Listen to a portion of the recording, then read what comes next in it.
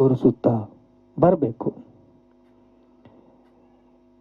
ಯೂದ ಪ್ರದೇಶದಲ್ಲಿ, ಗಲಿಲಾಯ ಪ್ರದೇಶದಲ್ಲಿ, ಸೀಮೆಗಳಲ್ಲಿ, ಸಮರಿಯ ಸೀಮೆಗಳಲ್ಲಿ ಸಮಾಧಾನ ಹೊಂದಿತು. ಪೇತ್ರನು ಸುವಾರ್ತೆ ಪ್ರಕಟಿಸ್ತಾ ಇದ್ದಾನೆ. ಶಾಂತಿ ಸಿಕ್ಕಿದೆ, ನೆಮ್ಮದಿ ಸಿಕ್ಕಿದೆ. ಇಂದಿನ ದಿವಸ ನಮ್ಮ ಸಭೆಗಳಲ್ಲಿ ಉಜ್ಜೀವ ನೋಡಬೇಕು, ಶಾಂತಿ ನೋಡಬೇಕು, ಕೃಪೆ ನೋಡಬೇಕು. ಸ್ವಾಮಿ ಭಯವು ಎಲ್ಲರಲ್ಲೇ ಹಬ್ಬುತ್ತಾ ಬಂದಿದೆ.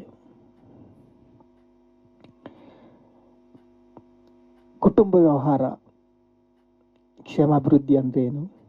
ಕುಟುಂಬ ವ್ಯವಹಾರದಲ್ಲಿ ನೆಮ್ಮದಿ, ತಾಳ್ಮೆ, ಸಮಾಧಾನ. ಉದ್ಯೋಗದಲ್ಲಿ, ವ್ಯಾಪಾರದಲ್ಲಿ, ಕೈ ಕೆಲಸಗಳಲ್ಲಿ, ಸಂಸ್ಥೆಯಲ್ಲಿ ನಾವು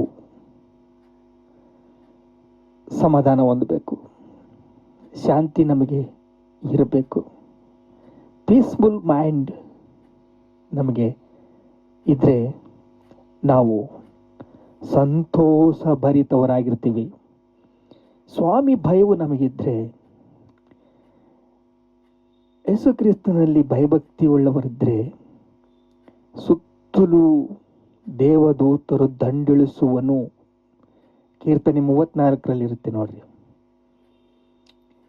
ನಮಗೆ ಆನಂದ ಬೇಕು, ಸಂತೋಷ ಬೇಕು, ಸಮಾಧಾನ ಬೇಕು ಅಂದ್ರೆ ಎಲ್ಲಿಂದ ಬರುತ್ತೆ? ಕ್ರಿಸ್ತನ ಪಾದಗಳನ್ನು ಹಿಡ್ಕೊಂಡ್ರೆ ಬರುತ್ತೆ. ಆರೋಗ್ಯ ಬೇಕು, ಪ್ರತಿಯೊಂದು ಅವಸರವೂ ತೀರಿಸಬೇಕು ಯೇಸು ಕ್ರಿಸ್ತ ನಾಮದಲ್ಲಿ.